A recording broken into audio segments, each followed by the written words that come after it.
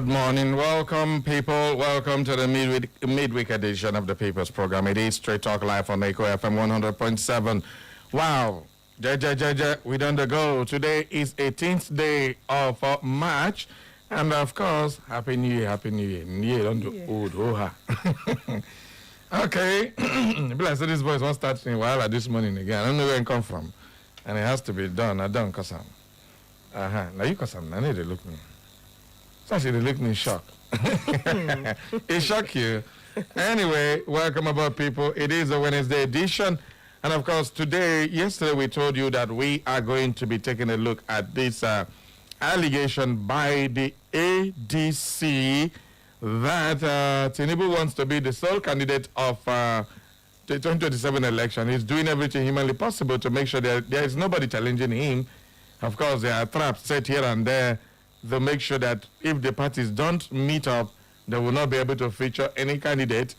Things like that, things like e-registration, giving a very short time, reducing the time for, campaigns, also bringing back the election to February and things like that. I mean, a whole lot of allegations left, right, and center. They think that this is what Tinubu is doing. APC has fired back and saying that you guys are delusional. What you're saying does not even exist and things like that. But the problem is that what the ADC is saying, does it look true or does it look false? Is there any atom of truth inside of it? What is happening? Does it even show that there is a grand conspiracy theory or plan by the APC to weaken all opposition to make sure that they stand unopposed during the election? One of the biggest allegations so far is that the APC is pressurizing INEC to declare a factional chairman of the ADC in the person of Nasser and all that, thereby bringing crisis into the ADC. If INEC recognizes the so-called chairperson who were in ADC before the coalition started, before David Mack came on board, Aregbesola and the rest of them came on board, these people have gone to court. They are claiming they are the original owners. But the main person who founded ADC and was the chairperson of the ADC, who handed over to David Mack, has already done all that. So where is this coming from? So if there's any truth to this, that the APC is scheming to make sure David Mack is no longer the ADC chairperson, and the likes of Peter Obi and Amechi, Rufai, all of them that came on board are no longer members of the ADC, not recognized by the new chairman if INEC recognizes him. So it is a very dicey situation, a political calculation by the ADC claiming this is what the ABC is doing. So this is going to be a very, very frantic discussion, and I expect everybody to come out open and say your mind, because it is Straight Talk, no bending corners. Welcome aboard, people. My name is Barry Cosmos, the Radio Machado, on radio. And of course, my microphone partner is here, Josh Don Ekoma. Good morning to you. I thought you said the name is not okay in your mouth. So why did you finally say it? I had to say it, man. Many will I say, I carry akbo. All right, welcome, Josh Don. And of course, it is another beautiful Wednesday morning. We also have some updates from the Iran war. We'll keep giving you updates as it happens, because right now there are three scenarios that are playing out. There are publications coming up every day, even from the U.S. media, CNN in particular, the Guardian newspaper, saying Donald Trump started the war he does not know how to end, because Iran has said they are not going to end the war anytime soon, and they will. Now, the biggest update is that Iran announced that they are ready to open the Strait of Hormuz for oil ship to pass around, but the oil will not be sold in the U.S. dollar, rather the Chinese yuan. And that is the biggest one now. It is no longer, of course, Iran knows they cannot fight U.S. in an open war, so they are using economic war to fight the United States. But if they continuously lock the Strait of Hormuz What is that not economic suicide for Iran? Because the only trade Iran has is oil. And now they are blocking the Strait of Hormuz, so where with the oil? And now China is playing the political game and economic game with the U.S. If for a long time, the U.S. dollar, they call the petrodollar, because every trade in petrol, fuel, oil, crude is done in the U.S. dollar. And if that hegemony is broken, what will happen to the petrodollar? The EU and the rest of the world, NATO, say they are not going to get involved. So what an interesting turn of event. We will give you all those updates, and I know somebody is very happy with this new development here. Hey, God, I don't understand. You have to understand. You're very happy. As I talk, I say they smile. They smile. I say something that happened very good. You go say, I talk no be so. You say, when you say, I talk nothing mega. No, all we know is that this is what Iran has said, but there are three possible outcomes, which we'll talk about later on the show. If either the U.S. goes on hell of what is they call sanctions. Right now, they have already sanctioned their economy into a standstill. If they start sanctioning other economies that deal with them, if they use the yuan, and if China now gains that upper hand in terms of oil deal, because China is about the biggest oil buyer from what is it called, Iran. So these are very interesting times. The war is beginning to shift from the bombs to the economic war. So this is very, very interesting. I hope you get that update. We'll talk about that more on the show. So just stick around. If you miss, you're losing a whole lot. This is Straight Talk. No bending corners. The main event on radio.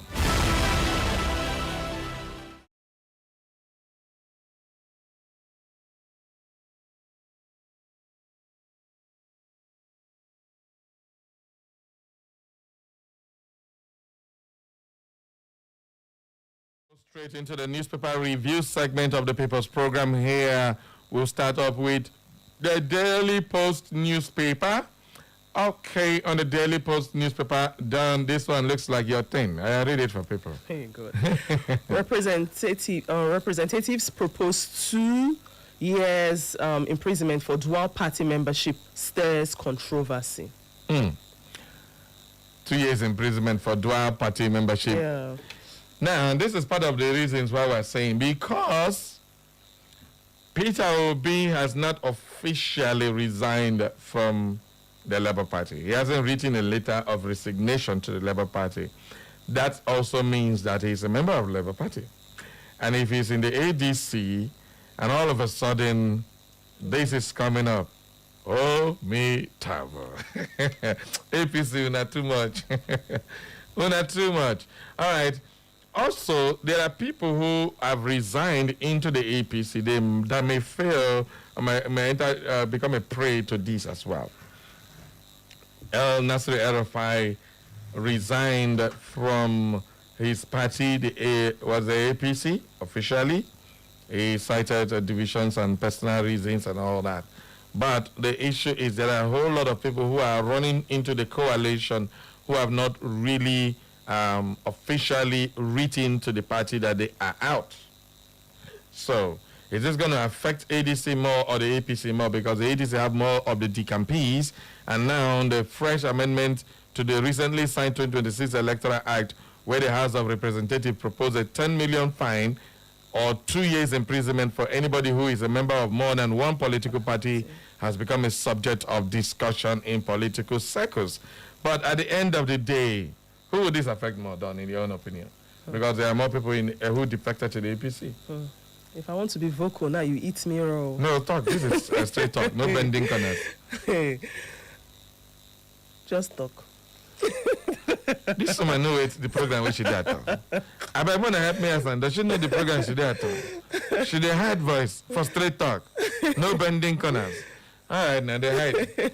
Well, according to political pundits, the move raises fresh concerns about the preparedness and willingness of the ruling All Progressive Congress, APC-led federal government under President Bola Tinubu to provide a level playing field for all political actors. The presence of a level of presence of a level playing ground or playing field, according to analysts, would be one of the preconditions for free, fair, and credible elections in 2027, while its absence would present a contrary situation. Now, that also goes in hand with what we are going to be discussing today. Later on, we're going to be joined by the querist himself, Comrade Salvatore Amadi, to analyze these things. Of course, he's a journalist and he is also grounded in things like this. We recall that the lower legislative chamber of the National Assembly yesterday passed a fresh amendment to the Electoral Act of 2026. Now, another thing that you need to take away from this is that there are calls for the amendment in that transmission and e-transmission, electoral registration, that's the e-registration of party members. There are so many pertinent issues that are raised by the opposition party that needs to be amended, but they are not amending it. They keep bringing in fresh things that probably they think is going to affect the opposition party and all that. That's probably what a lot of people are saying. Well, it's just me thinking aloud, but at the end of the day, what do you make of this new move by the APC-led House of Rep and the Senate, because they have the majority, 86 senators to 9 ADC members of the Senate? So what would that be? But this time around, it's in the House of Rep, and the likes of Ugoching are there fighting. So what are they going to be fighting for the lower party members? So let's look at what will happen there. Akarachi from Imo State, Ugoching from Imo State, what is your take on this one? Imolites would like to hear what you have said. Well, a person who knowingly registers or maintains membership in more than one political party at the same time commits an offense and is liable on conviction to a fine of 10 million naira or imprisonment for a term of 2 years or both. No, don't hear that now. So if you put you for prison for 2 years, you will still pay the fine of 10 million. And I believe that the likes of Peter Obi are smart enough to know what to do when it comes to this. So there are also indications. When I spoke with some Labour Party officials, they are saying that it's a game of chess, that before the election, all these things will be taken care of. And now, if Peter Obi sees that he will not get the ADC ticket, he may just go back to the Labour Party and pick up where he stopped, because right now his people are ruling the Labour Party. So it is a very serious serious matter. So what do you make of that story? You can grab a copy of the Daily Post and get more details. Now, a big one, a shocker in African football. This is a shocker. Never been seen before. Unprecedented. CAF don't come. They did everything for Morocco to win the African Nations Cup. It no work. With fake penalty, with the referee, robbed Nigeria in semi-final. I make both to say it was a clear whole robbery of all manner and all that. And then it didn't work. Then they got to the final. The robbery continues. They did everything humanly possible. It never worked until they gave a very frivolous penalty and Senegal walked off the pitch. What happened? They came back 10 minutes after and played the game and won by 1-0. Crowned African champions. Everybody was very happy, excited. But then the Confederation of African Football has announced Morocco as winners of the 2025 African Cup of Nations. The CAF Appeal Board ruled in favor of Morocco, declaring that the Senegal forfeited the AFCON final by walking off the field during the game. Morocco were awarded a 3-0 walkover victory. How? A match that was played to the end. You only forfeit a match when you don't show up for the match.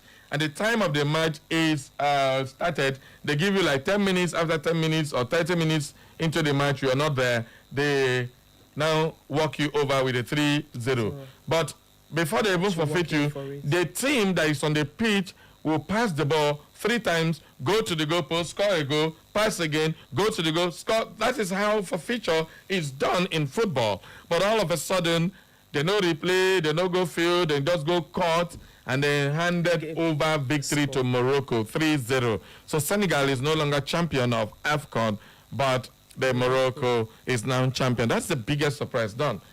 Are you a lover of football? I do. So what do you make of this one now? In fact, I was shouting. Amafking was like, what is happening? I said, what is happening? Like, seriously. Okay, so looking at all of this, in fact, I wanted Noble, the sports chef, because I wanted to disturb him and ask him questions concerning this. And I know he would be like, oh, Don. But I needed him to I wanted to ask him one salient question. Now, does this mean that, because Morocco in history, or based on history, they have actually been taking this cup. So why is this cup so pertinent, so important, so significant to them? Why do they want this cup at all costs? I mean, looking at everything that happened during that match, or with other players, and how they exhibited their care for all of the players that came there to play, you will see that there was nothing. In fact, the fine that was given to them, if you read further, you will see that the fine was nothing to, write home about. So I'm wondering, in as much as they quoted their law based on what the Senegalese did, but I think that in as much as they want to play fair, they would have called them back to play it again. What do you think? Than just awarding them scores that aren't even, meaningful when you didn't actually work for it. All right, now another big shocker for those of you who are hoping that Nigeria will go to the World Cup. FIFA has officially rejected Super Eagles' petition against DR Congo. And now this is another twist of fate. Now, on one hand, you apply the rule. On another hand, you reject the rule. Yeah. So which one are we doing now? Politics inside football. The issue is that these people fielded ineligible players based on their own country's laws. And this affects any country in Africa. And it also affects CAF own ruling. So how on earth is DR Congo escaping this hammer of fielding ineligible players who are not members of their country officially based on their own constitution of DR Congo? So how is it that they are rejecting the petition and then awarding another one for walking off the pitch? Football in Africa is beginning to become something as well. According to the decision, the disciplinary committee on a petition, but we are not satisfied. They said the decision has been rejected. We are not satisfied. And NFF has immediately commenced the process of appealing their decision. The Super Eagles lost the African playoff final to DR Congo on 4-3 on penalty shootout. So now they are going on appeal of this decision. So, well, let's see. The outcome. Two very, very strange outcome in football last night. Wow.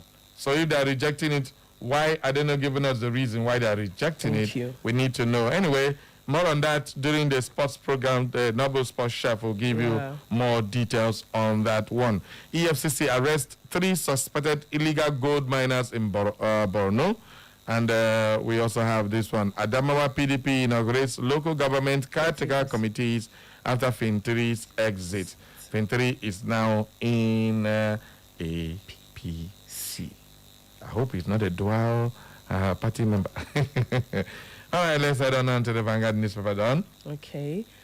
Maiduguri explosions. Survivors recount ordeals. Service chiefs relocate to Borno. Well, some survivors of Monday night's bomb blast in Maiduguri, Borno State, recounted their ordeals yesterday, describing the multiple explosions as reminiscent of a war situation. Are we in war? Well, the Middle East war. U.S. counter-terrorism director resigns over Iran war. Okay. Interesting turn of event. Done. You go happily read this one now. I read. This one go to switch your belly. Okay. The director of the U.S. National Counter-Terrorism Center, Joe Kent, who advises both U.S. President Donald Trump and Director of National Intelligence on terror threats, has resigned over the war with Iran. His resignation, the first most high-profile from the Trump's administration since the war started, came on a day the new Iran leader, Mojtaba Khamenei, rejected de-escalation proposal conveyed to Tehran by intermediaries. This also came on a day Israel said it had killed a linchpin of Iranians' politics. The National Security Chief Ali Larijani in overnight strikes, a claim that, if confirmed, would make him the most senior Iranian figure to die in the war since the supreme leader, Ali Khamenei, was killed on the first day of the war. All right, that is interesting. Oh, how the tables are turning in narratives only, but the bombing continues. Now, since Moshtaba is rejecting the escalation of the war, what is he doing? Probably trying to use this opportunity now to carry out BRICS nations' ideology of de-dollarizing the entire oil sector of the world. Anyway, we'll talk more about that. This is real, not AI. Senegal players react after CAF overturns AFCON final. This is so disheartening. After everything Senegal did and do that, they say their players, their fans invaded the pitch, but that was a final, for God's sake. You don't do that. Well, several players of the Senegal national football team have taken to social media to express their reactions after the Confederation of African Football CAF overturned their Africa Cup of Nations AFCON triumph in a controversial fashion. CAF on Tuesday night declared Morocco's national football team winners of the African Cup of Nations 58 days after Senegal's 1-0 victory in this final played in Rabat in Morocco. This is unprecedented. Well, in a statement, CAF said as its appeal board ruled that Senegal forfeited the match in line with Article 84 of the competition's regulation, awarding a 3-0 victory to Morocco. This is, if you ask me, arrant nonsense. Nonsense of highest integrity. All right, let's continue. We move on now to the Punch newspaper. Done. Okay. Borno bombings. Killings spark fury. Defense chiefs move into Maiduguri. Too bad. Too bad. Police step up security in Sokoto ahead of Idil Fitri. Wow. Security is now in comatose in Nigeria, if you ask me. There is a serious war happening between Iran, Israel, and USA. But if you look at the total number of deaths recorded there in the full-blown war, it's less than Nigeria's own.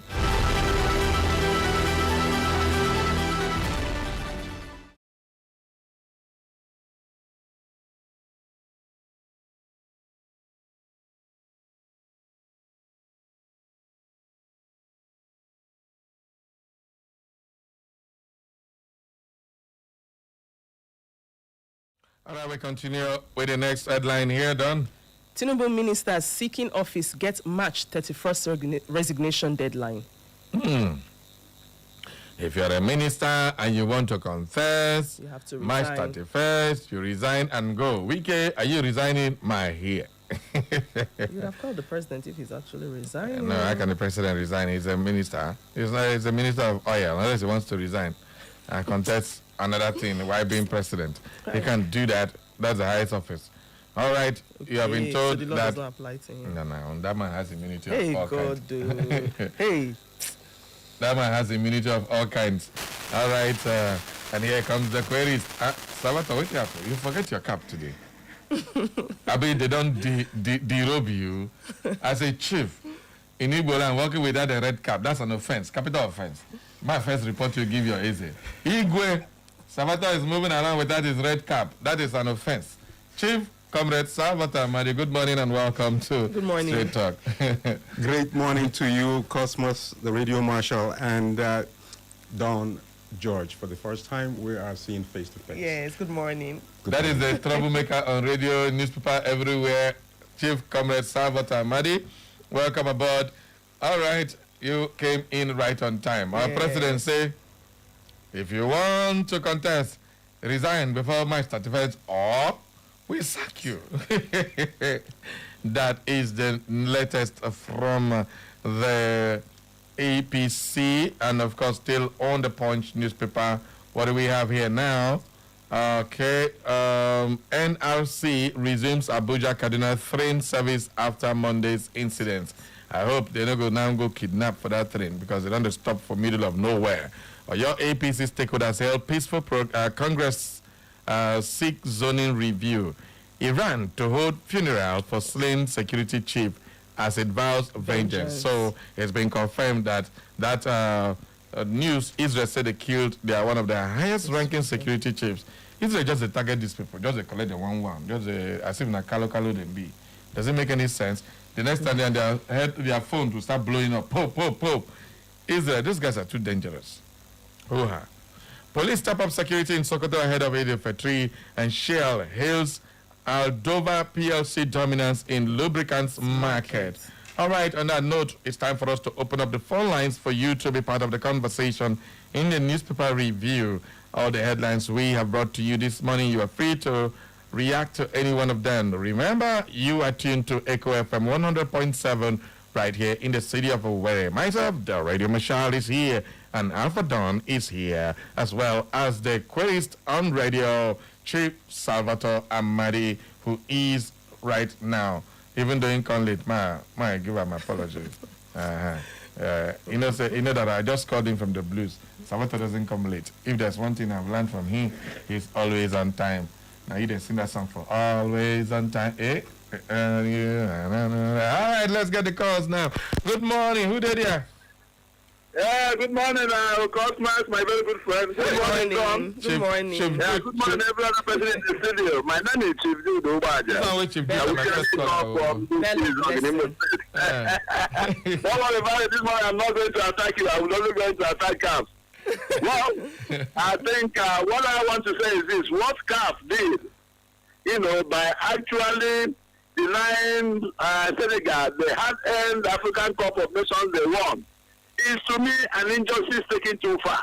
It is unfortunate, condemnable, and unacceptable. And one is not I am not surprised over what happened, because if you look at the position of CAF officials while the matches were going on, you will actually not have, but believing that actually these people are very, very, very, very bent on supporting, Morocco at all costs. To explain why they mess up Nigerians in their matches. They mess up Nigerians in their matches, and then mess up the Senegalese too. And what the Senegalese did was to express their disenchantment over that controversial penalty shootout. And as God of soccer will have it, at the end of the day, that goal was not scored. Then awarding the Morocco 3 goal, how on earth a goal they did not score, just like he rightly pointed out. Did they actually go to the field and then score the 3 goals against the Senegal? I think it is unfortunate. I want to join the Senegalese team and the Senegalese soccer officials to join Nigeria and going to appeal court, going to appeal this unfortunate and unwarranted this is the position. It is unfortunate, it is condemnable. If we continue like this, African soccer will not grow at all. And I wish FIFA is watching what is happening in Nigeria, and they will do the needful at the end of the day. Thank you very much, and God bless. Thank you very, very much. All right, let's take another caller. Good morning. Good morning. Good morning. Good morning. Sister. Good morning. How are you this morning? You're not calling from World Bank. You're welcome. I think the international community are missing the whole point. There's no way China will compete with US. There's no way, what they call it, yuan will compete with dollar. They are far, far, far. So they have just wasting time. America and Israel will take over that strait. They will pound Iran so much, they will take it over. And all these countries, NATO that is budget. Trump is going to control that stress. Watch it. All right. They have the capacity. Iran is only going to lose and suffer the last. They are being foolish. Have a nice day. All right. Thank you very, very much, my brother. It's Iran is being foolish. All right. This is rather a disturbing story in Nigeria because 30 days after ICPC fails to arraign El-Rufai. And this is coming at the heels of political activities in Nigeria where the rule of law is no longer respected by the people who are supposed to maintain the law. 1 month after the Independent Corrupt Practices and Other Related Offences Commission, ICPC, took the former governor of Kaduna State, Nasir El-Rufai, into custody, he is yet to be arraigned in any court. This is according to the Daily Trust as they are reporting. Well, the Court of Appeal in Kaduna yesterday overturned the verdict of a high court in Kaduna which dismissed El-Rufai's right to challenge the Kaduna State House of Assembly's indictment for alleged corruption. You are indicted somebody for corruption, say, use court, stop and make you no challenge them. I don't understand the kind of politics we play in this country. You can say what you like about El-Rufai. You can say he's getting karma. You can say he's getting what he deserves. But the fact is that this is the rule of law being abused left, right, and center. El-Rufai had earlier spent 2 nights in the custody of the AFCC and over alleged financial impropriety when he was governor before he was picked up by the Department of State Service and then the ICPC. For what? The only serious offense I know he has committed is the wiretapping of the NSA's own phone lines and all that. That is a very, very strong and serious offense. But then, if he has committed the offense, why are you keeping him in court when the Constitution guarantees him only 24 hours after that you take him to court? So I don't understand. Comrade, what do you got to say for this one? Well, I would in the first instance say welcome to the continued madness. We are obviously, inevitably, and inadvertently finding ourselves in an era of absurdities that demand massive revolution. Massive revolution because, of course, obviously, the Nigerian judiciary has been horribly compromised. And I can think of a better compromise than buying houses and building houses for judges in the Federal Capital Territory, which the whole world now knows that that is what Nyesom Wike, the FCT minister, is doing. And he's not hiding it. Yes. And so, And he has not lost any case. well, of course, there's no way he can lose any case. There's no way he can look. What are you taking your case to? Yeah. Are you taking your case to a sector where the Chief Justice of Nigeria is at the beck and call of Mr. President, who hails from the president's geopolitical region? Are you doing that when you know that the Attorney General of the Federation is also from the same geopolitical region as Mr. President? So where exactly are you taking? They know when they tell you go to court, they know what they mean. And Wike also did not hide it when he was saying, threatening people and posing the rhetorical question, do you think 2027 will be like 2023? You should know as a journalist the implication of that statement. Yeah. It means that the shock that they were given, that they received from Labour Party's candidate in that election in 2023 will not be allowed to be repeated because they never expected that shock. Yes. Because they were taking Nigerians for granted. And they didn't realize that Nigerians have gotten tired, sick and tired of the old system, and they have been yearning for a new direction. They don't seem to realize as well that that new direction and that new Nigeria is already here with us. It's a new dawn, as in Dawn George. It's a new daybreak. Okay, now let's take a look at this. Very, very funny. It's sad that our judiciary is a mockery in the eyes of a lot of people. Very, very sad that an indictment was made on an ex-governor by the State House, and they went to court, and you gave a verdict that the man cannot even challenge the indictment. How does that sound? It sounds purely Nigerian. And all things being Nigerian, you shouldn't be surprised at all about it. What we're actually dealing with is a banana republic that hasn't even any banana for anybody to eat. Oh, you don't do. Having terribly impoverished the masses. You don't do. Okay, if you say so. All right, there is another report I would like to share now, which is very, very sad. Bandits attack immigration outpost in Niger State and kidnap officer and cut away with rifles. So now our Nigerian immigration is now enriching the bandits with rifles. I know what rifles do and what they use it for. So that happened in Niger State, and they trust that the attackers who rode on motorcycles launched the assault in broad daylight at about 10 a.m. on Tuesday, overpowering officers manning the facility. Now, Koro, let's see here that maybe 20 bikes are passing this route. Can you imagine the sound? Especially when they are coming on high speed. You know, those people, they don't come slowly. Like that. So you can imagine these people coming all the way from wherever they are coming from to attack a post, and nothing happens. No surveillance, saw them, nothing. and it begins to become very worried. I understand the topography in the north. I understand the distance between one settlement and another settlement, and of course the shrubs that are there. They're not like forests, so it makes it easy for somebody to just wiggle his way in and out of those places. But I mean, I'm just struggling to comprehend the situation. You will keep struggling forever because it is incomprehensible. Wow.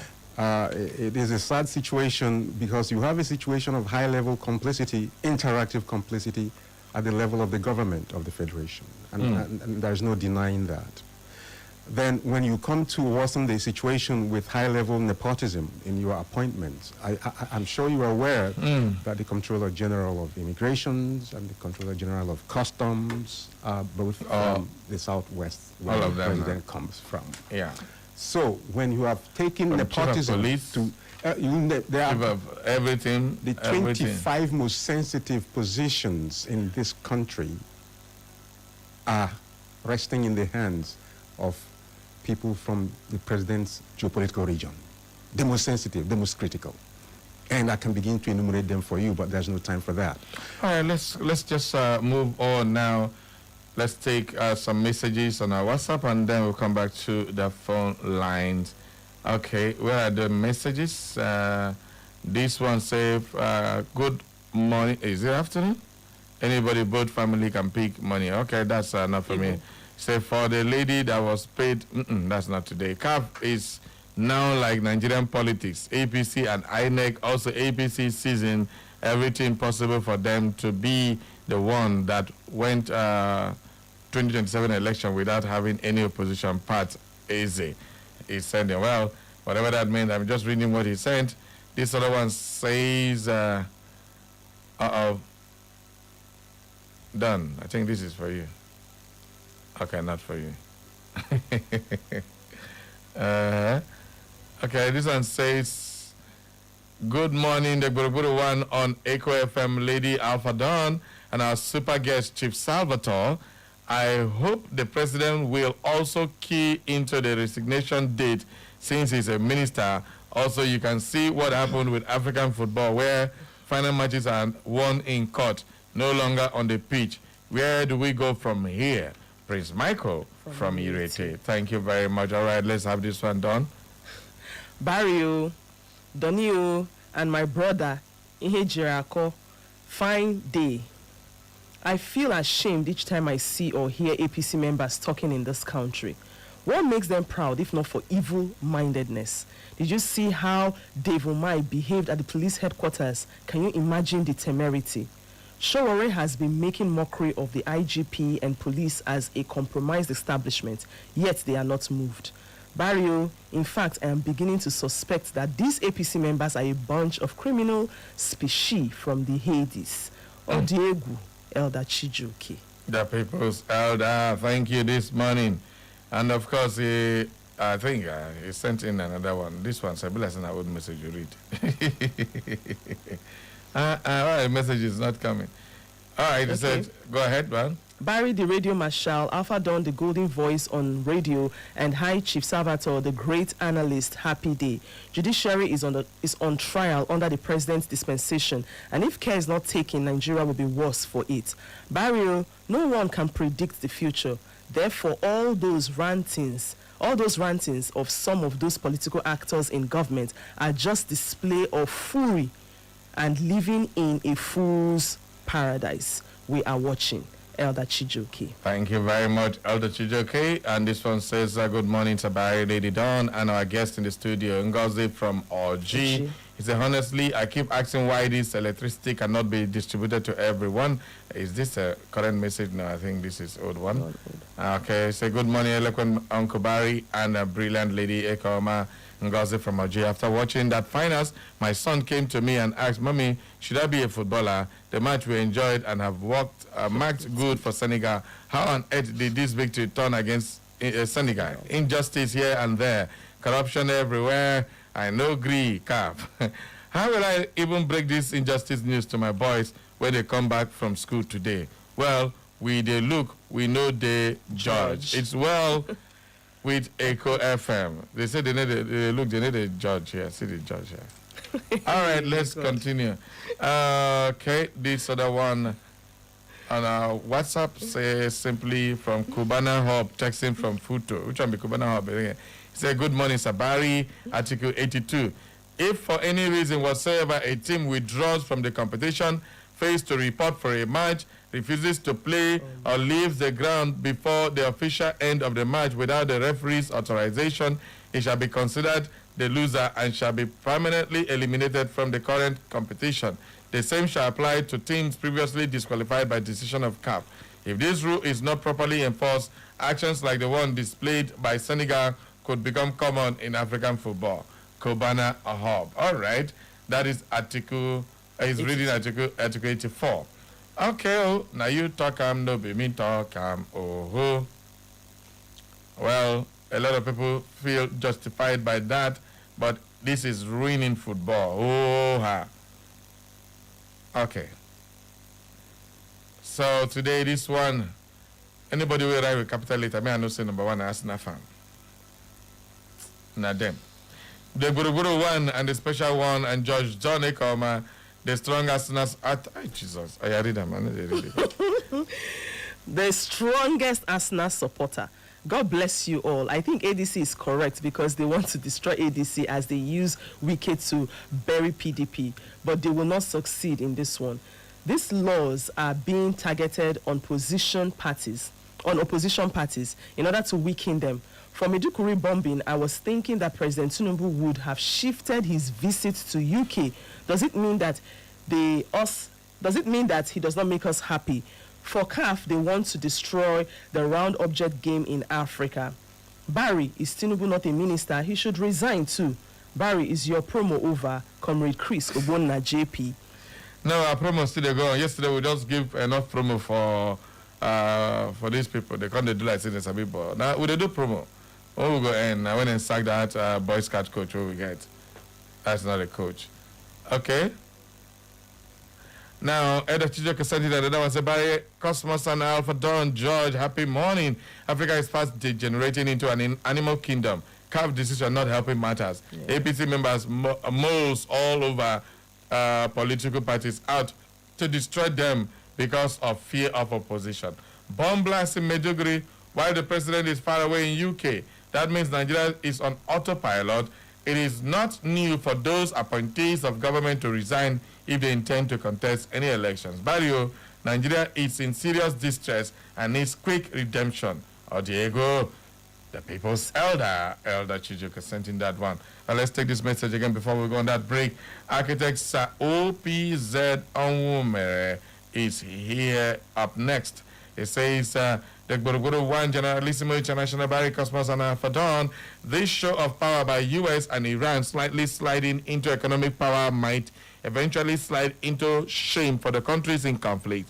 It is time they called for a stop to this madness. Dual party membership should not only attract imprisonment, but should also include forfeiture of position held by the culprit. Yes, Nigeria is in war with ourselves, pampering terrorists, sparing terror sponsors, and the lackadaisical attitude of the government is power to the safety of the civilians. All they care for is themselves, their family, and their wallets. May God never allow these jokers to have their way in 2027. Okay, finally, before we go, so that we don't leave anybody behind, says, good morning, Buruguru and Don, as well as a better person connected. We are yours, humble Obere Jesus, and if I Chuku Patrick Ebujo, we are writing from our home, Umokrika, Umoba Urata, Owere, not LGA this morning. Uncle Barry Cosmos and Don, we say capital no to this. The penalty against Senegal, a merited one. Secondly, Senegal deserve what came up yesterday. That is an international disrespect. We said it that night. You don't step out of a well-organized match. Talk less of going into dressing room, spending 10 minutes. Thank you and God bless you. All right, so many people are for it and so many people are against it. On this note, we will be going on a commercial break. When we come back, the program continues. Remember, we are going to be taking a look at this allegation by the ADC purporting that the APC wants only President Tinubu to be the sole candidate come 2027, since he is disrupting every political party, planting discord here and there, and that is what the ADC is alleging. The chief among them is the plans for ADC to be having crisis if INEC recognizes the factional leader of a faction of ADC, which claim they are the authentic ADC, and David Mack is not a member of ADC and is not the national chairman of ADC. Oh, me tabo. What a bombshell. Stay with us. We'll be right back.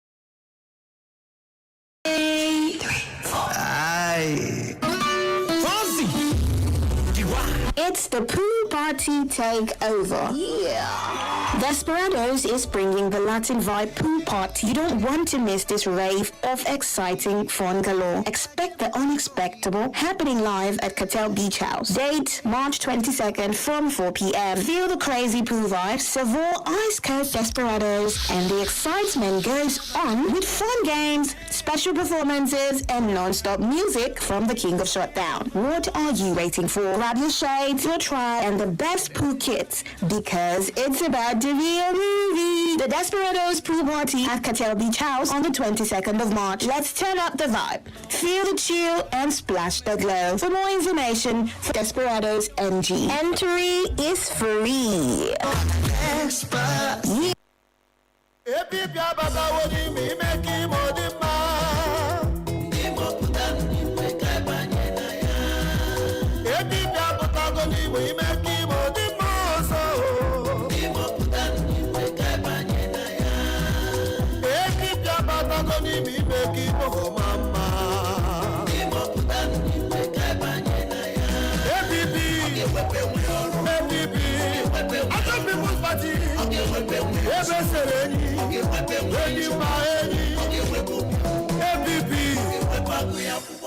Oya mama papa okoro na abo ngwa woro ọsọ were ije gaa ka ịgbata kaadị gị ugbu a. Echo FM. This week to help those in need. If you know that it's God Almighty that created you and created we Nigerians like you need to do good things for us because the masses are suffering. How can suspend me here? How will I slaves? And I'm going to win this election. That is the truth. Stay informed with Echo FM 100.7. Join us for exclusive interviews with experts, breaking updates on local and global events, and in-depth coverage of issues impacting our community. Tune in every day at 6:30 a.m., 12 noon, 2 p.m., and 6 p.m. for our major news bulletin in English, Igbo, and Pidgin language. For more inquiries, you can reach us through our email, echofm@thekingmail.com. You can follow us on our social media handles at Echo FM. Echo FM 100.7 Owerri. We are the Fresh News People.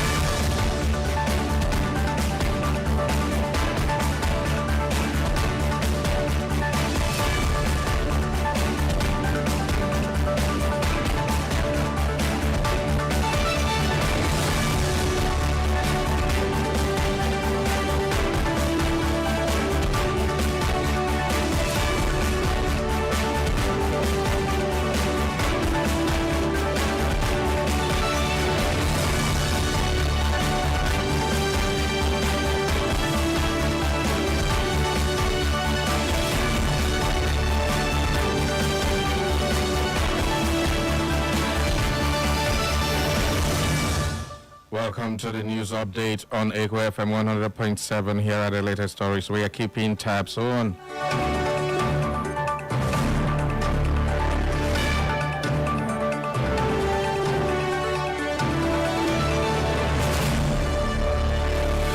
The federal government has declared Thursday, March 19th and Friday, March 20th, 2026 as public holidays to mark the celebration of Eid al-Fitr, which signifies the end of the Muslim holy month of Ramadan.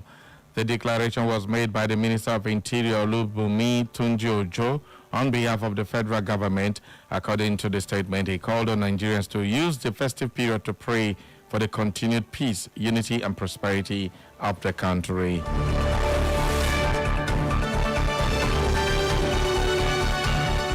The federal government has introduced a new consumer credit product, Fly Now, Pay Later, aimed at making domestic air travel more accessible to Nigerians. The launch comes amid growing concerns over the rising cost of domestic air travel in Nigeria, with many citizens facing affordability challenges despite increasing demand for intra-country connectivity.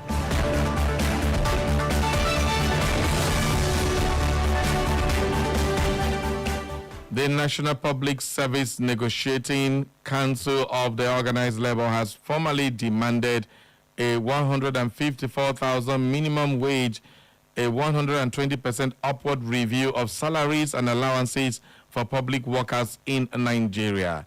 The new demand, according to the union, is to mitigate what it described as the life of servitude currently being experienced in the country.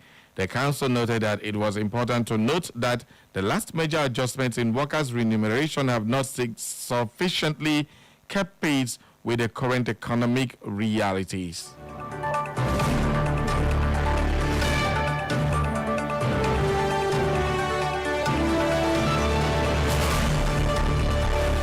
Condemning the Maiduguri attacks before traveling to London on state visit to the United Kingdom, President Tinubu ordered service chiefs to relocate to Maiduguri to normalize the situation. The president, in a statement, noted that the recent attack was profoundly unsettling. He mourned those who lost their lives, sympathized with the injured, and stood in solidarity with the people of Borno during this challenging time.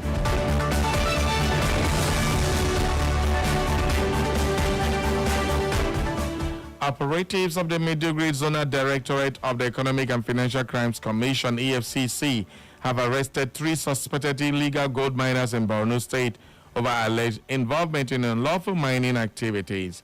The anti-graft agency disclosed that the suspect activities were contributing to insecurity and environmental degradation in the area, according to the commission. The suspects will be prosecuted upon the conclusion of investigations.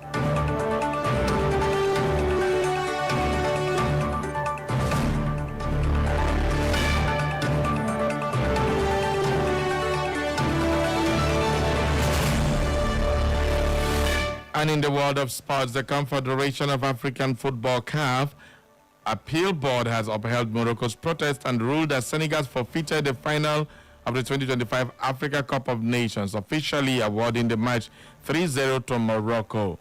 The decision overturns an earlier ruling by the CAF Disciplinary Board and follows an appeal lodged by the Fédération Royale Marocaine de Football regarding incidents during the final.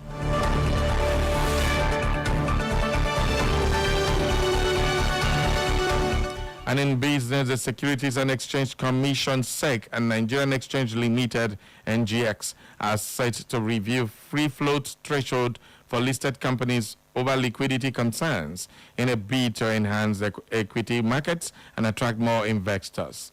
The review is being undertaken following growing concerns that a number of Nigeria's largest listed companies are tightly held by dominant shareholders, limiting the volume of tradable shares and heightening volatility risk.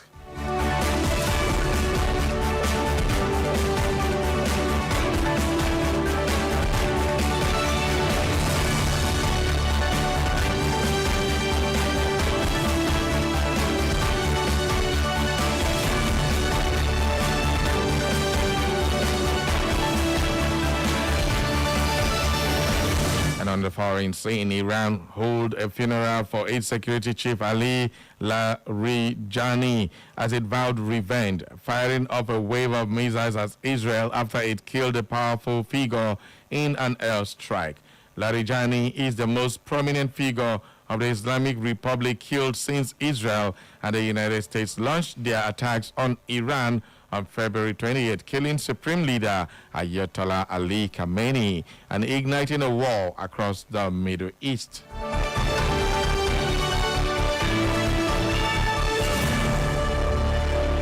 And that is all for the news update at 10 as edited by Benjamin Joseph. For more information and inquiries, visit our social media platforms. On Facebook, it's Echo FM. On our X handle, it's at Echo FM_Owerri.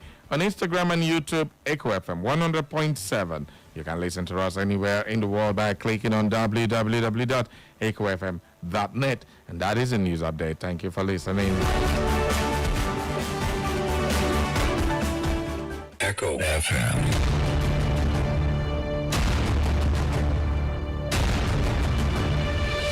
Live from the Eastern Heartland, Echo FM 100.7 brings you engaging conversation on trending news. We need the federal government to sort whatever issue they are having with ASU. And by December this year, 4,000 MOUs will be applied in Europe.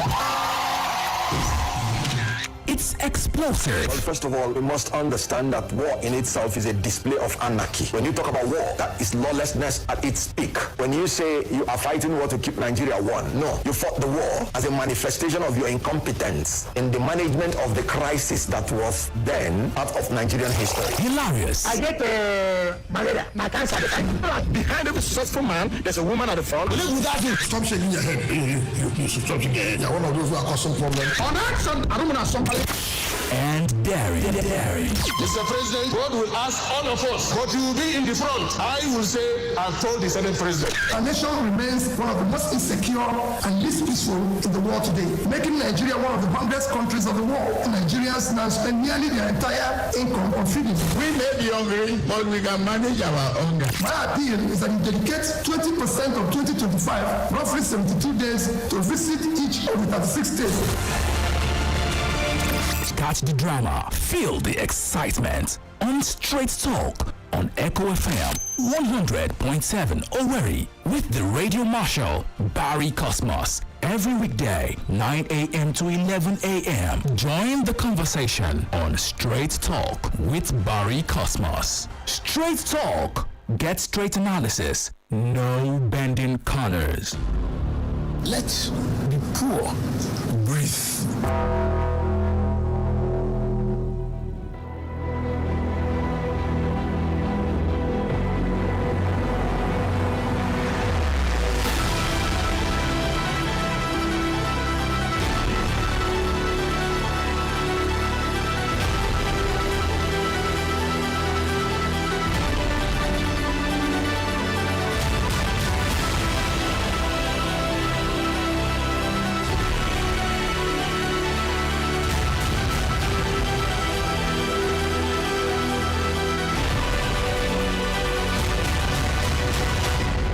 Welcome back, everybody. This is Straight Talk live on Echo FM 100.7.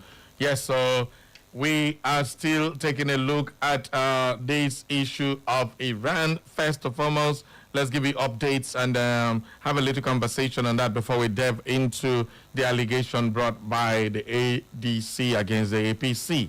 Well, now Iran has said that the only way they will open up the Strait of Hormuz for business to flow is that they will deal with the Chinese yuan, leaving the petrodollar to have their own say. You know, the Strait of Hormuz has about 20% of oil supply globally, and it's a very strategic place, a very narrow place, but at the Persian Gulf is where it happened. And this Iran is just sitting there. Any ship passing with oil, boom, they blow it up. They've already blown a couple of ships.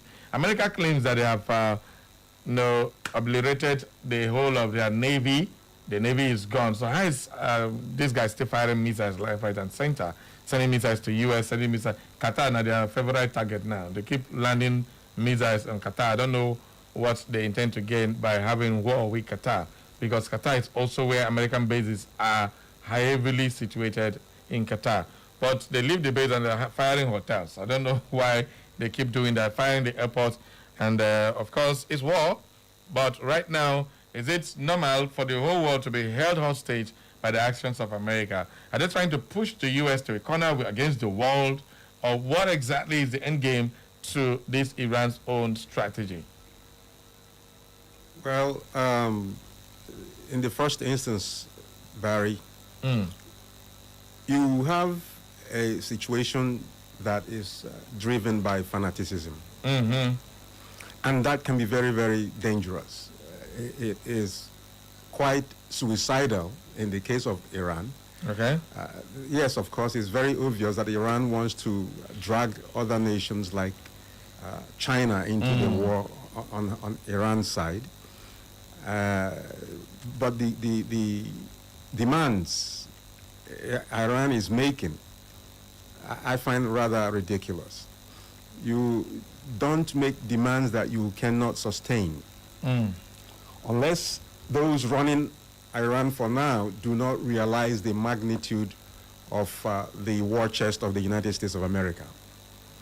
Now, you see, the fact is that in the rankings of the most powerful countries in the world, the countries that run from number 1 to number 10, if you take the first 8 after United States of America and add the number of aircraft, military aircraft they have together, it's still less than that of the United States of America. Okay. So why would Iran be making such ridiculous threats? And you see, America can just take a decision, a drastic one. Now you're talking about Iran bombing hotels. If the U.S. and Israel decide to go in that direction, the whole of Iran will be wiped out within 24 hours. But you see, there must be resort to reason and caution. But of course, having thrown caution to the winds and just desperately clawing at straws for one, global attention, two, getting what I may call culprit nations, complicit nations in crime on their side, Iran is making a heck of a mistake. Now, when you talk about China, you know the issue, and you were talking about Borno a while ago, Borno State a while ago. And I heard you mention something about illegal mining. You are aware that China is involved in illegal mining in Nigeria as we speak, and has been involved over the years. So you wouldn't expect China to be on the side of America or Israel in any sort of confrontation at all. No, the truth is China and America have been on economic war for a long time. Yes. Now let's take a look at what America has been doing to stop China, because even this war, a lot of people are saying that it is probably American way of stopping China from gaining global dominance. One, America went after Venezuela, and then they have control of Venezuela and who Venezuela sells oil to. And Venezuela is the highest nation with a stockpile of oil globally. And this Venezuelan oil is no longer going to China. China used to buy it because of Maduro. And China needs the highest amount of oil because almost everything is needed to power electricity. China is more like an electricity nation. Without light, they can't exist. And this is powered by fuel. Now, if China was blocked from Venezuelan oil, now Iran, which is a major supplier of oil to China, is now being attacked. Don't you think that this whole war is all Americans' idea of stopping China's global dominance? You see, America is entitled to the right to suppress dominance by any other nation on planet Earth. And same goes ditto for China and Iran or any other nation for that matter. So it's a matter of self-sustenance, self-preservation, economically and otherwise, superiority. So who wouldn't want to be called the number one power in the world? Iran itself has that ambition as well. Every nation has the ambition. So you wouldn't go saying America wants to stop China from dominance, as if China is not interested in stopping America from dominance. But they're not fighting anybody now. They're not throwing bombs in any country now. It is competition. Now, you talked about Maduro and Venezuela. You are aware that Maduro has been engaged in drug trafficking, aren't you? Well, that's what America said. There's no evidence to point to that. It's not a case when have they caught him with any drug? Don't you think it's American propaganda? That has gone beyond propaganda, please. Okay. You have two of the world's most effective secret intelligence agencies, the CIA of America and the Mossad of Israel, and they share intelligence. So when they go telling you this is what you've done, you don't go taking a ride down Joke Alley or Jokesville. But there are a lot of other countries that are doing that. For Mexico, for instance, Cuba and the rest of them, that they have those drug cartels everywhere. Why single out Maduro? Because since Donald Trump became president, he was always on Maduro's case. Now, if you connect the dots, these are people that are doing very serious business after the economic sanctions placed by Donald Trump and the U.S. against this. Remember, Venezuela was under serious economic sanctions. Iran has been sanctioned almost to death, strangulating until China is the only serious country that buys from them, a little bit of BRICS nations here and there, Russia as well. So at the end of the day, the economic sanctions are breathing down heavy on their neck, and China looking at stepping in to help them. So at the end of the day, with this new demand by Iran that they have to buy oil in yuan, what is a possible outcome from this that will happen? If America decides to go with sanctions, what will happen? That is sanction more, even sanction countries that deal with China and Iran. What will become of that?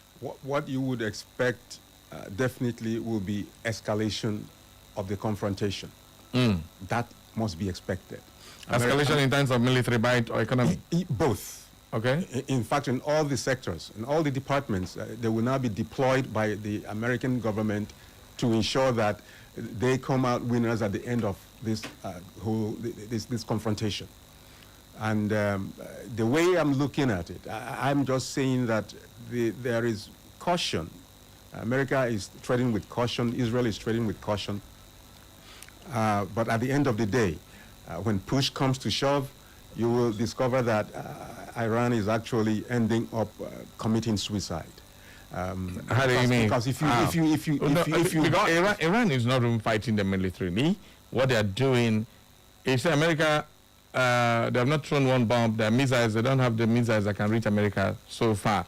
And that's what America is trying to stop, because they say the best form of defense is to attack. And that's exactly what America did.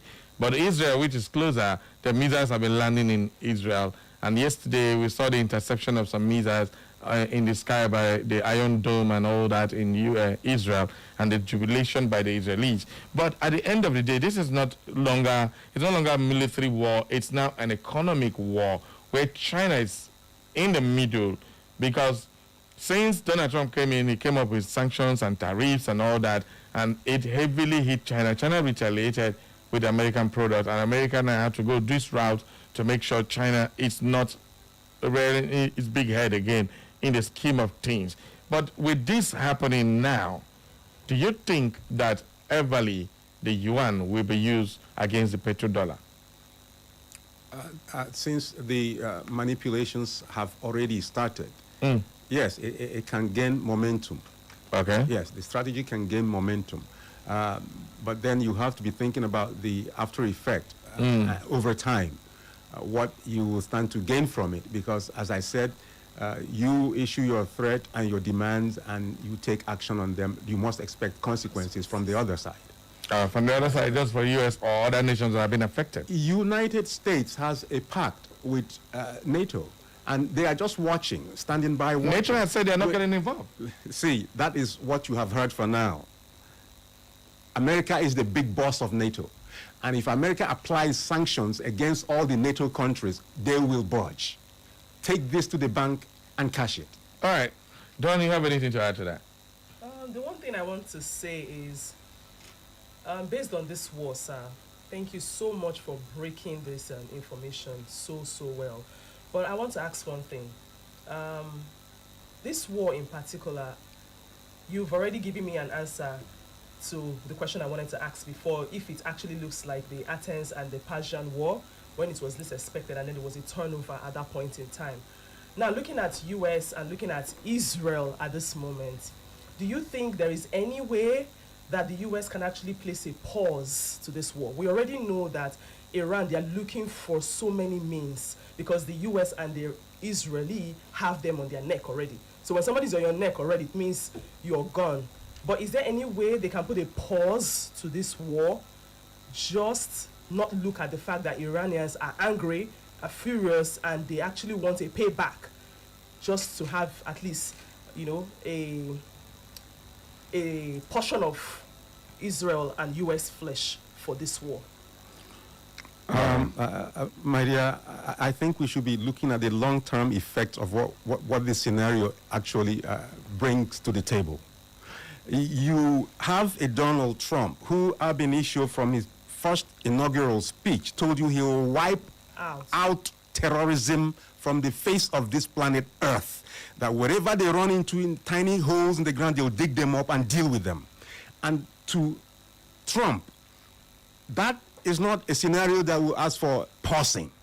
No, the only pausing will be to give Iran the opportunity to say, okay, I give up. We give up. And as long as they continue to pretend that they can actually wave a finger in the face of America, America will show them that we are the big boss militarily, globally. Okay. All right, let's just look at some scenarios as it affects the BRICS nation. The BRICS is an acronym for Brazil, Russia, India, China, and South Africa. Of course, Iran is now a member of BRICS, including Turkey and other African countries. Nigeria also applied, but we are still on standby. And I think the only country in Africa that was, I think Kenya, was it Kenya or Ethiopia, that was admitted into BRICS. They have been trying to de-dollarize the world. But now, if you look at what they are doing now, India depends heavily on importation of fuel and oil globally. And most of their oil must pass through the Strait of Hormuz to get to India. And these people are blocking it. Do you think India is going to continuously support these people as BRICS nation or not? That is a big question now. So China lead the bloc instead of really helping to make sure other BRICS nations are really affected positively. The only people that will be gaining from the yuan-backed trade, as Iran is doing, alleging now or trying to make happen, is China. India is not going to be benefiting nothing because they don't get it. It's not bought in their currency, but definitely it will be less cheaper if you buy in yuan because yuan has less monetary power to the dollar. Will it make the yuan more competitive with the dollar globally? Those are things that are there. It's not going to make the BRICS weaker because BRICS doesn't seem that united as it looks on paper. Same thing with NATO. NATO is not as united as it looks on paper. Now, again, we are having some very interesting scenarios.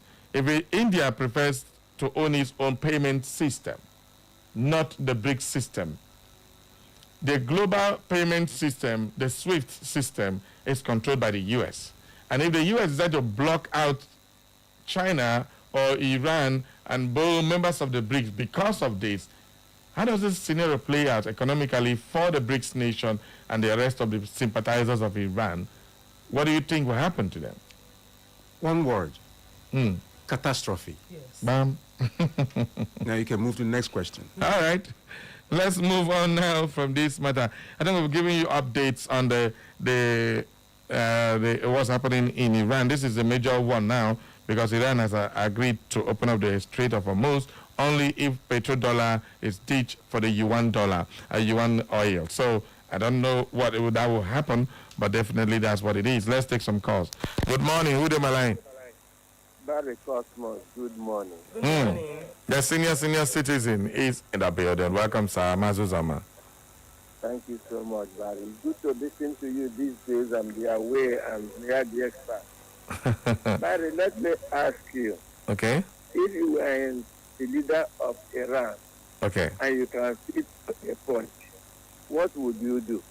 Mm. And you are saying, I am. America says you are not. And Iran says, okay, let me close it to Strait of Hormuz. Mm. The Strait of Hormuz is 21 miles wide. Okay. And 21 miles does not cover the whole Strait of Hormuz. Mm-hmm. But there on top is Iran. They can throw missiles and continue to throw missiles on anything that passes. Look, Iran does not have any ships. They are blocking anybody. Yeah. It's a question of throwing the missiles where they are. And unfortunately, the world was asleep, fast asleep, talking about no nuclear warheads. And Iran took all the time in the last 20 years or so to have more than enough missiles that they sold to Russia and still have enough to cause all this confusion. Mm. What was the world? What was the, what is the name? The Mossad doing? What was the CIA? And all of that. What were they doing when Iran was using up this arsenal? And they kept quiet. And they don't want us to sleep now. There's no petroleum. If Barry Cosmos go to the filling station, if you enter here, call your boatman to take you to somewhere. He says, I used to take 5,000. Now it's 9,000. What do? You tell the distance? I mean, how it affects us. When they are talking of Iran and talking of China, where have you seen stealing gold? Don't call it illegal mining. Stealing gold and China is not there. Is it in Zamfara State? Is it in election? You don't know the one in election. You have not mentioned it. Okay. And China is there stealing your goods. Does China do any straightforward business? I told somebody, he bought something for me to buy. I said, where is China? I said, take it away. That was all. I didn't ask you whether it is the best in the world. But you are looking at the danger, extreme danger, that Iran has posed to the world. Iran says anywhere in the Middle East belongs to us. Death to Israel, death to America. And they started with Israel, which is nearer. And they are blaming Netanyahu. I mean, you must credit the Mossad of Israel, for being, if not the best, about the best, or second to none in intelligence. Yes, but you know why I didn't want to, I just want to keep listening to your friends. You are looking at a country that has built up such arsenal that they can threaten the whole of the Middle East. Now they've gone from threat to destruction of everything that they can destroy. Or else anywhere you just go and hit them. If I give you a free ticket now, I don't have the money to do it. Will you go to, what's the name of that place, Dubai? I know go, but I do in Nigeria.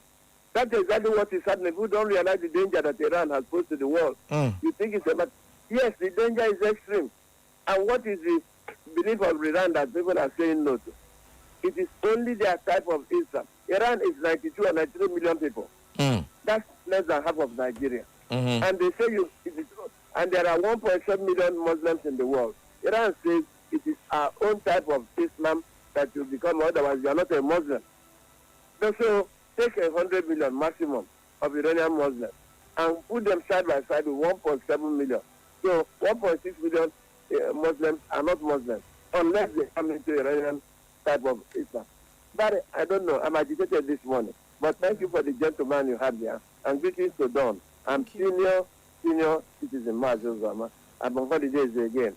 About 4 or 5 days from now, I'll come back. All right. Thank you very, very much. And that holiday has been, a lot of people keep asking me, they're not hearing from the senior citizen. They tell them, the man don't go holiday, man and later rest. All right, today it's good to have the senior citizen with us.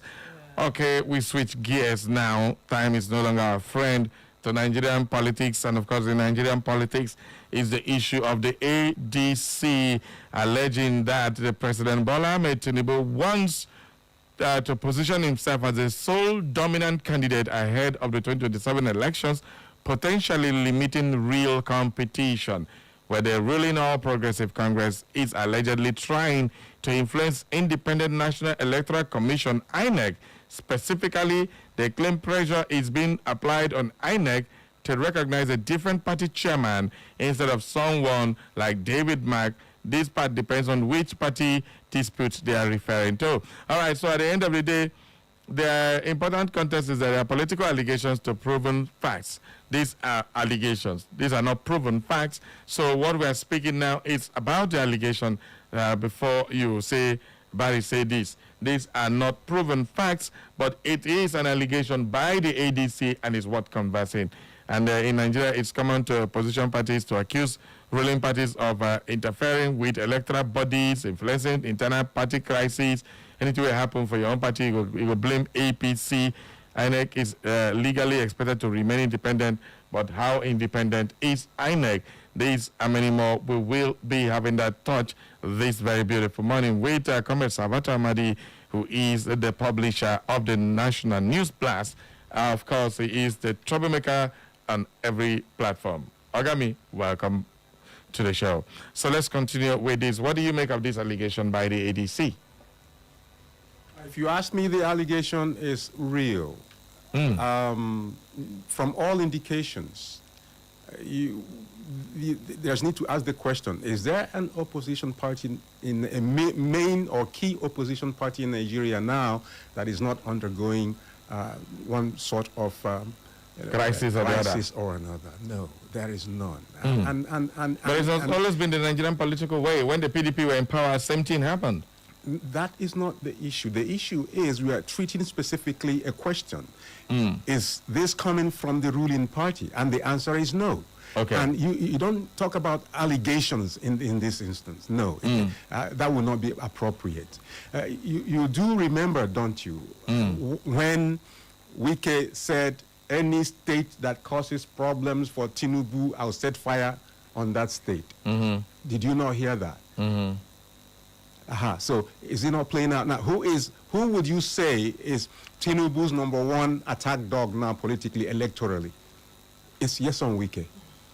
All right? So on his own, giving him the credit, he's causing enough problems in the political But that statement was made for Rivers State, wasn't for Tinubu. He said anybody that is causing problem for Rivers State, he will set fire, not just about Tinubu. No, he has... He said another one. He has told every governor that gives Tinubu trouble, he'll set fire in your state.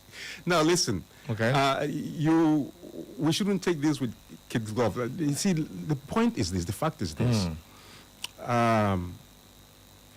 You have a situation where what you are seeing on the table, some might not be seeing it for now, is Abacha Part 2.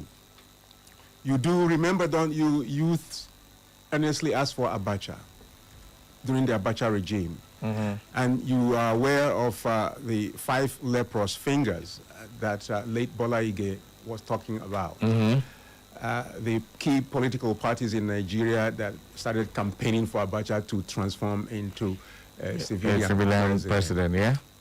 At the end of the day, they had all the monies. They had, in fact, a son of Imo State was in charge of that they call youth honestly asked for Abacha. And at the end of the day, you now know where Abacha is.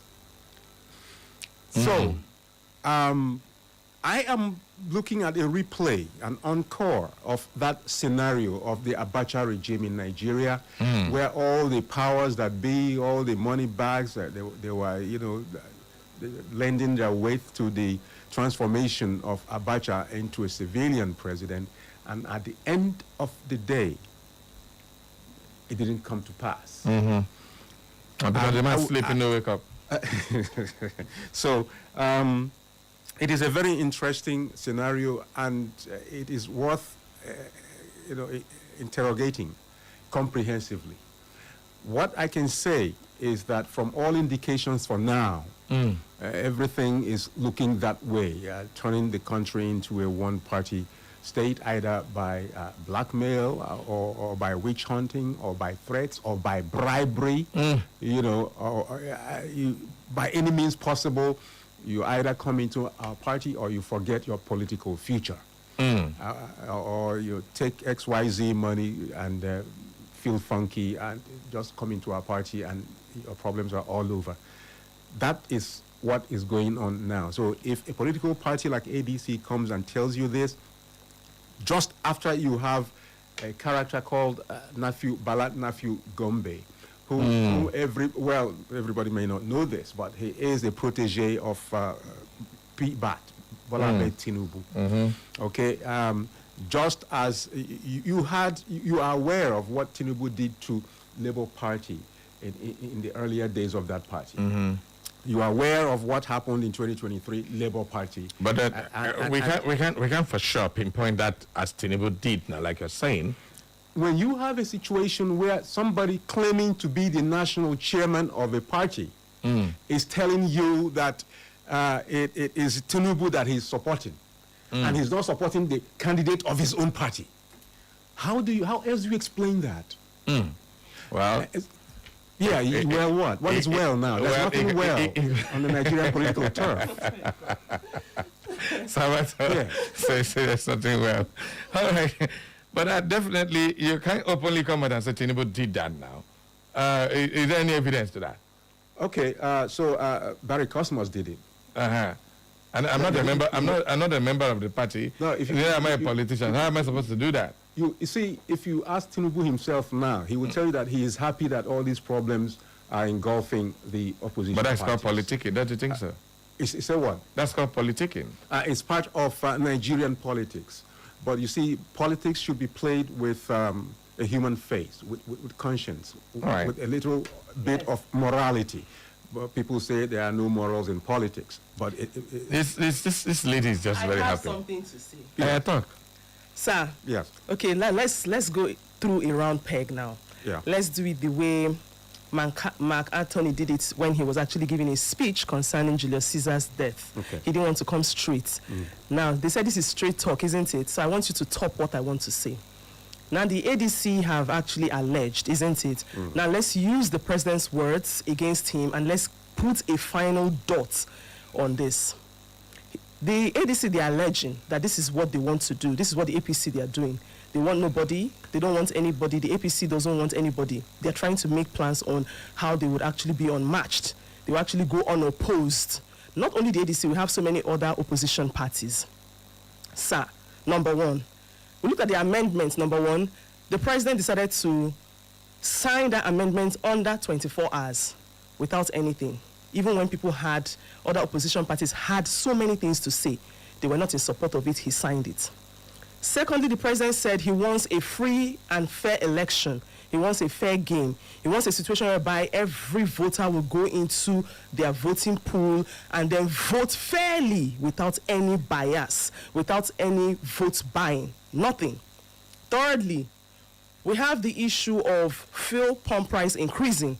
It has increased or did not actually have any meaning until this Middle East war, which has actually made it even more pronounced for people to just sell their goods to individuals anyhow, and then they will tell you, go and face Tinubu. 5, we have our own terrorists killing and doing all sorts of things unchallenged.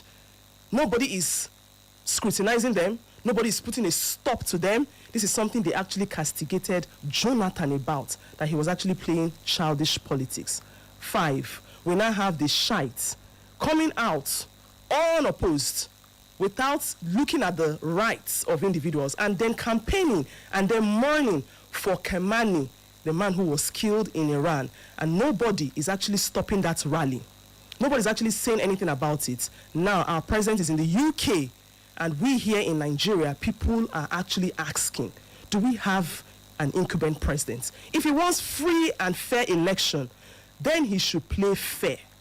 We have the two sons of Atiku who are actually fighting themselves, who actually went as far as destroying the flags of the opposition parties. What do we say about that? So if the ADC, they're actually alleging something, or if other opposition parties are alleging something, we want the APC, because they have a greater hand on this particular issue about this political party, or about the party that is coming up, or about the election that is coming up in 2027, we want them to play fair. I think I even said it on this Straight Talk. We want them to play fair. We want them to put anything that would make people point fingers at them and say, they're actually watching us. They're actually looking at us. They want to know where they will block and then see themselves on the seat. Sir, please stop this and tell me if categorically it's on the truth or it's on the false. Oh my. Very, very entertaining, Don. Don, you are asking them to play fair. I think it's better I suggest to you to go to the maternity ward of UCH or Imo State University Teaching Hospital and fetch a virgin from there. When you bring the virgin, we will now begin to consider this discussion. So that is the truth on the table. You will, first of all, begin from the campaigns that were held before the ouster of Jonathan.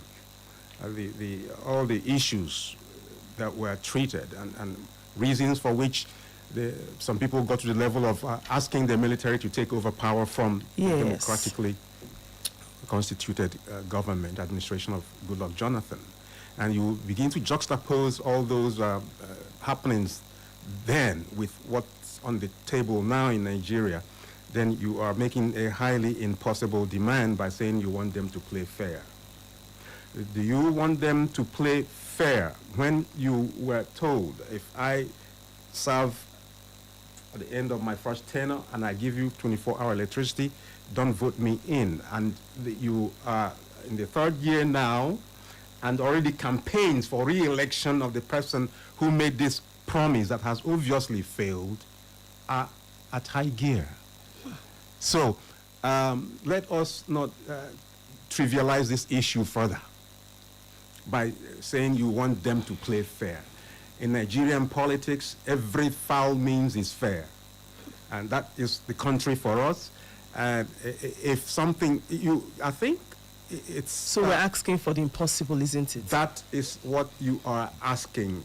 You're asking for the... Now, do you know of a man called Sunday Igboho? Yeah, who has declared now that nobody should come to the southwest to campaign? That's his latest comment? Oh, very good. Now, you know that Igboho is a protege of the incumbent president. The incumbent president.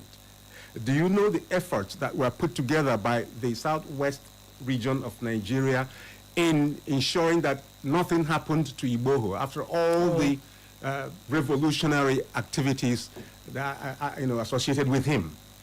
And now, all of a sudden, he is now a registered member of the ruling party and is issuing threats. You know, the way a traditional ruler in Lagos did a couple of years back. And brought out that dreaded masquerade. Yes. Yes. So is it or something? Yeah. And you know of MC Oluomo and the role he played in the 2023 elections. Just like even here in Imo State, town criers crying, if you're not voting for APC, don't come out. I mean, we get all that. Yeah, so if you have all that, you shouldn't really be demanding fairness from such a party when you have all these facts on the table, incontrovertibly. No, the fact remains that these are all real and it's happening, especially mentioning Igboho. I was shocked to read what he said, and then the security agencies are not going after him. Only Sore has reacted to that particular comment where he said he's going to campaign anywhere, let anybody come and touch him. Well, with this now, let us narrow down this conversation. We're going too wide over this because the whole issue is Tinubu wants to be a sole candidate for the president, no serious contender, by setting fires in almost every political party. That is what these people are alleging. Of course, you say it's not an allegation now. It's a movement and it's something that's already kick-started in motion. Now, Nafiu, whatever his name is, Gombe, Nafiu Bala Gombe, yes. He was expelled from the ADC even before the coalition started. And now he's claiming to be the acting leader, reminiscent of what happened during the Apapa and Abure era. Yes. So it's same thing, same card playing. Does it confirm the issue of this ADC claim now? Of course, incontrovertibly. Okay. You see, as I said, you have to have a clear focus on the trajectory, of a particular political party. the antecedents, and the characters running the party and the way they have been carrying on over the years, with their political activities. When you look at all of that and you throw on the table the possibilities of expecting fairness from such a group of persons, please, just a little bit to your left so that the camera can catch your face a little bit here, so that people will see who they talk, because we operate like a TV. All you need to do is to go on our social media and watch us live. You don't see now. Carry camera to cover your face. When I see there, wear a red cap. I don't report and give you Igwe. And that's how many cola and how many jar and wine you will bring for that particular offense. At times I go undercover, right? Okay, yeah, that's true. Yeah, so you don't carry journalism work cover up. No, let's just get some messages on our Facebook. James Mwakpo says, what a name, Mwakpo. He said, good morning, Sabari and Mrs. Ekoma. Keep up your good work. Don Peter says, good morning, Mr. Barry, Cosmos, and Don, and the guest. Nigeria has become what it has to be through APC government, but God will continue to protect us from the hands of these APC terrorists. Amen. Hey, now terrorists, don't call them. I'm gonna calm down now. Such words are not good at me. I can't read themselves. All right. AK Samuel Favor say Evangelist Sam AK from Ngokpala. I love you all. Thank you. We love you too. Engineer Frank Ujebelebe is texting from Amausa Douglas. He said, I commend CAF for that decision. Senegal did not exhibit the spirit of sportsmanship during that encounter. Senegal painted African black by leaving the pitch. It is uncalled for. CAF decision is a welcome development. Others should learn from this. Jigini Peace. Peace. Did I pronounce that right? Yes. Jigini Peace. Ikenegbo Extension Echo FM radio station. I respect you guys. Thank you very much. Peace. Julie Nosike says, good morning, my eloquent and majestic Barry Kossi and beautiful Don George. There is no gainsaying that APC is working very hard and doing everything possible to remove every possible obstacle in his way. This is most unfortunate and very dangerous to the country. Why does APC want to drag everybody in the country into the Nigerian Titanic ship? Oh, is it sinking? If the party was doing well, Nigerians would show and say it, but the country is boiling and smelling. Ew. All the efforts of the party to close all possible doors against the most viable opponent, Mr. Peter Obi, is crystal clear. But if power really belongs to the people, other parties should collapse into one front and without prejudice select an unquestionable presidential candidate to challenge APC. Unless this is done, the APC has woven a waterproof basket to win the election in 2027. This is Gaskia. I come in peace. Isn't Lady Julian Aseke sent in that one? Okay, let's take this one down from Credo Ezete. Okay, good morning, Mr. Barry and Sis Ekoma. You guys are doing well. Keep it up. It says Credo is a sighting from Okohia, AC Kenesi, Ediato Sat. Sabata down at your village, Oha. All right, we'll have Don Peter says, good morning once again, Mr. Barry Cosmos and Don with the guest. ADC is saying it's nothing but the truth. Mr. President knows what he's doing, but what is doing him, he doesn't know. Mr. President, please do us a favor. Stop us as your son told us that you are driving Nigeria away. He said, stop. Oh, yeah, stop. One go down. Don't drive too much. Let's take the last lap of the show. I'm going to take one call, and then we call it a wrap on the show this morning. Left, right. Okay, I left confess. Good morning. Hello, good morning, Barry Cosmas. Good morning. Good morning, Don. Yes. Good morning, Salvatore, my own brother. Good morning. My name, of course, is Tinubu Ubaja. Yeah. And I have heard you, Barry, saying that ABC is accusing Mr. President of trying to make himself a single candidate in the next coming election. Well, what else do you expect of a party that has been factionalized? So, a party that is into crisis now as we speak. I mean, that statement can be likened to that of a drowning man who thinks of any and everything he can lay his hand on to survive. After enjoying this, we go and put our house in order. Instead of chasing shadow, that eventually hit the big wall at the end of the day, or making much out about nothing. I think that's a statement of the party. But I mean, we need to actually go and put our house in order and no more others. Instead of making much out about nothing, I think it is a problem for this kind of this type of policy from the president, which will not eventually hold any weapon. It's not going to help our house. Let's go and put our house in order first. No problem. Thank you very much, and God bless you. All right, thank you very, very much, Chief Jude. You started this call. Let's take one more call. Maybe let's say, no, Chief Jude, go end this call. Good morning. Good morning, Barry. Thank you very much. You're my last caller for today. I'm Mike. Okay. Mike, thank you. Go ahead. APC have to organize themselves because the party is the only political party that can face APC. So we should not leave any stone unturned. Most of them are from other parties, PDP and APC. So they have to fight. We are behind them. Thank you. Thank you very much. All right, this message says, good morning, Barry, the Radio Marshal, and the Guru One. Good morning, beautiful Queen Ekoma, and Prince Chiedozie Owomere, writing from Owerri. The truth is that Tinubu have really destroyed Nigerian democracy with his bribery and corruption. In fact, this is no more politics. He is doing everything to hijack power in 2027 like he did in 2023. The policies that APC government is bringing to the table is very offensive. They are just making the laws in the way it will favor them. And Tinubu is abusing the law and also abusing power. He has captured judiciary and INEC. Is very unfortunate. Chai. And illiterate ruling educated people, Nigeria will hail thee. Now it's morning, I rest my case. I'm Prince Chiedozie Owomere. Juju from Ikwere. Okay, let's get the recent one. Today, I don't know why I message to dance Kelewu. Jojo from Ikwere Sebari and Don, good morning. I love this program. Repentant bandits have mixed up with Nigerian soldiers. What do we expect? God bless Nigeria, but we don't value what we have. Other countries are enjoying more than the owner. Nigeria, sorry.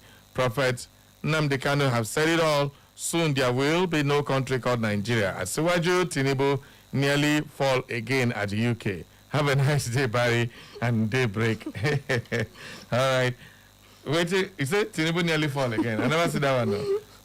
When I leave this Baba rest now, Baba go just misstep and I'll go begin turning to news. Doesn't make sense. All right? I don't support any mockery of the person holding the highest seat in Nigeria.